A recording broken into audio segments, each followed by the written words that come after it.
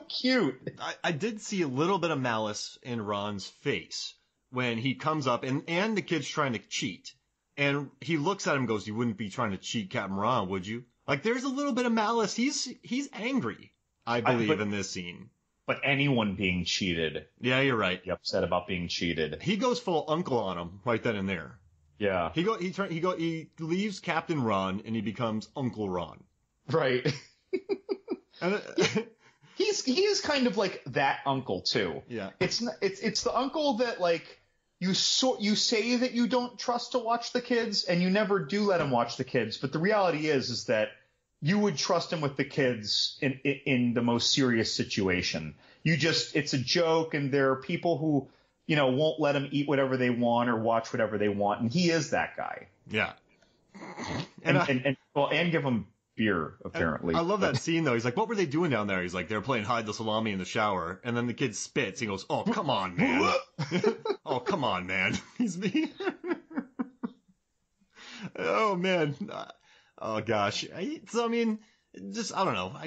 Kurt Russell nails this role. I like that Martin Short's the straight man and he's the comedy. You don't really get that in any other Kurt Russell movies. Maybe Jack Burton. But for the most part, he hasn't played too many comedic characters, and I think he kind of nails this one. Yeah, definitely. It's funny, though, too. It's like he does so well, it almost seems like he isn't trying at all. Like, it's almost like, just be yourself, Kurt. Someone wrote a good line, though. They say that in this movie, that he kind of walks around like he has a beer belly. You kind of watch him. The way he kind of walks around, he seems to be carrying extra weight on him a little bit. Just kind of like, I think he's making decisions in this movie. Right. That he's doing. That kind of slouchy, well, not slouching forward, overarching your back to push your stomach forward. Yeah, he's kind of doing that. He's kind of walking around like, so he made, like, also the guy wrote, "I think he's the only person that could pull off a Rasta hat and that hair." Like, you never question, so, you know how many other actors could do that and you just be like, what are they doing? I've never thought twice about his hair in this movie until I read that line. And then I went, oh yeah. I was like, I never even thought about that. No, that's a fair point, and I'm in the same boat with you on that. I mean, he looks like have you ever thought, like, man, what's going on with that hair? Well, part of it is again, that he plays this character so flawlessly. If he was just a little off, or if anything was a little overdone, like the Farva guy in Club Dread, and I love that movie, by the way, but I'm just saying, it's like, there's no reason for you to raise a brow. You're not going to be like, look at the Farva guy with this hair. Oh, yeah. You know what I mean? I mean, you love the movie and you love the character, yeah, but it strikes you as ridiculous. With Ron, you don't even think about it, because so much other stuff about Ron is ridiculous that's the normal thing, is this white guy, overly tanned, with an eye patch and dreadlocks or braids in his hair or whatever, and the Rasta hat. Like, that's the normal thing about him. I'm thinking about Bill Paxton in Club Dread, too, with his long hair. I never thought twice about that. Yeah, he nails that. He just got the long hair. I never thought, hey, there's Bill Paxton with long hair. I just thought, hey, there's Coconut Pete. I don't even look at Bill Paxton. I don't say Bill Paxton's good in that movie. I just talk about I love Coconut Pete. He's the only guy who could pull off the line, son of a bitch. mother. And so there's Coconut Pete, and then we're just talking about Captain Ron. We're not. I keep saying Martin Short, but I don't say Kurt Russell. I'm like, yeah, Captain Ron is doing this. That's interesting, by the way. The Martin is played by Martin Short. A lot of time, well, not a lot. Every now and then I notice that in a movie where someone is playing a character of their own name. And now a lot, like, I see it in indie movies, but I think that just keeps things easy. But like, I think they did that even in, did they do that in The Endless? I think they did that at least one of the brothers. I think so, yeah. And maybe that just keeps things easy. But like, in a movie like this, are they doing that to keep things easy, or was that just a coincidence? I mean, in filmmaking, is that a faux pas or is that a convenience? Now, when you do that? I know this script, right, was originally supposed to be for Chevy Chase, and it was a harder kind of an R-y script. And it was like a power boat and like all these different kind of things. And then it changed into this, and the script went through rewrites. So I wonder if they just said, I know Martin did, he talked about how they did a lot of the writing on the set and improv a lot. So maybe it just was Martin, because that'd be too much of a coincidence.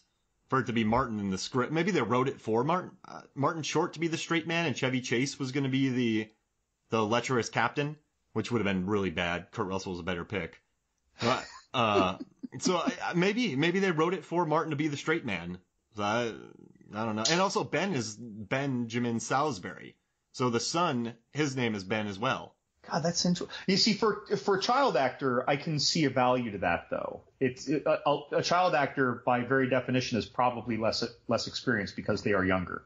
So maybe it makes it easier for them to respond to things. I don't know. I'm making this up as I go. I don't know anything about filmmaking. Now, I have a question. When they get to Ted's Island, was he really thinking about tying bricks to Ben's feet? He had the duct tape on. It was duct tape. He was going to duct tape bricks to his feet. He already did. Like, he was done duct taping them. And then he was like, okay, Swab, here's what you're going to do. And it was only when Martin shows up in the background that he's like, you know what? Never mind, Swab, I'll take care of it. And he just leaves the kid with these bricks duct taped to his feet. So I think he had every intention of dropping him down there. And we would have been totally fine. Probably. I don't think he would let Ben die. I think he would probably have been fine. I'm not willing to afford Ron the everything will be fine nod. Yeah, you're right. And then are they at Ted's Island right now? Are they at Ted's? Do they ever get to Ted's Island? Going to the island just to the left of it. Ted's. What's the name of it? Ted's. Did they make it to Ted's Island? Was that when they were on the way to the island that ended up having gorillas? Oh, yeah, because that's where the one with the chili bongo. Wait, so who's going to this restaurant in the middle of nowhere that you have to get lost to go to without a dock?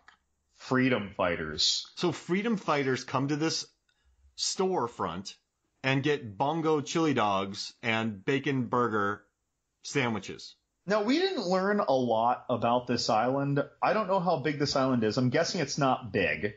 But like, is there a resort on the other side of it? Is there a local town that, takes up most of the employment of the resort?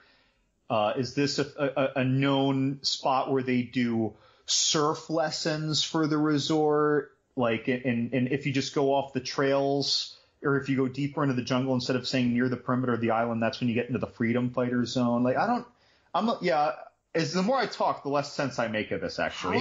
How are they keeping this inventory with beans? I mean, probably frozen, but they didn't seem to have too much electricity out there to run a generator there, wouldn't they? And then, I mean, they have to keep this stuff frozen, right? Because they just can't, I mean, once it's fresh, you got to make it. So maybe they just bring fresh ingredients every day, and when it runs out, it runs out. Maybe they're that famous where it's like hipsters go there now. It's like it's a speakeasy, but for chili dogs. You just got to know the island to go get your bongo burger. And I got to say, though, so we mentioned earlier, when he's dancing in this scene, I was watching that. That's one of those moments where, like, I was just like, man, it's like he's not necessarily dancing well. He's just really, really awesome at being in the moment with very basic dance moves. And I was just watching him like, man, if I could do that at a wedding, I'd be so smooth. Well, there's just no self-consciousness at all to it. He's just having fun. Yep. And that, me, I think I've probably danced well in my life for about 5 seconds. The rest of it I've been too self-conscious on. So he's reckless abandon with his dancing. Yep, but he was good, man. He was in it. He tries to dance with the daughter. She's not having it, so he dances with Kitty. She's like, I can't dance in these. She's like, kick him off. Yeah, and then she goes, Martin and I used to dance, and they throw out a lot of these little lines.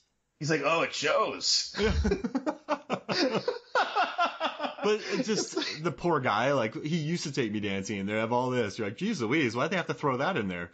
Back before they had 2 mortgages, or maybe when they didn't have kids yet, and they just moved into their first small condo, and they were just starting their jobs after college. Yeah. So 16 years ago, they used to go dancing. Maybe. Ooh, I like it. Hey, how about this, man? Let's do something. Let's take a break. You and I, we're gonna watch YouTube, and then we're gonna do some practice dance moves, and then when we come back, we'll share them on the podcast. Welcome back to Movies, Films, and Flicks. And I gotta tell you, John, your dance moves have really improved. Yeah, but my home decor needs a lot of work now. You snap. It was like Godzilla walking through the streets of Japan. Just like Shrek did like a WWF wrestling move, like the whirlwind with his fists out. I remember one time Megan was around and I busted out some dance moves. She's like, that was actually pretty good. And then I tried to recreate it and I just fell apart. I just got stressed. I couldn't do it. There's no such thing as a deliberately done good dance move. It just doesn't exist. This has got to happen. Now, let's talk about what we haven't jumped into this too much, but the classic guerrillas and gorillas scenes.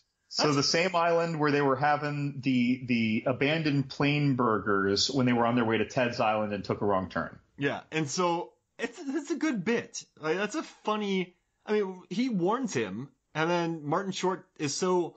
His latitude of rejection towards Ron by now is so strong that he refuses to think, oh, freedom fighters. Right. No, Captain Ron. Gorillas are native to equatorial Africa. Yeah.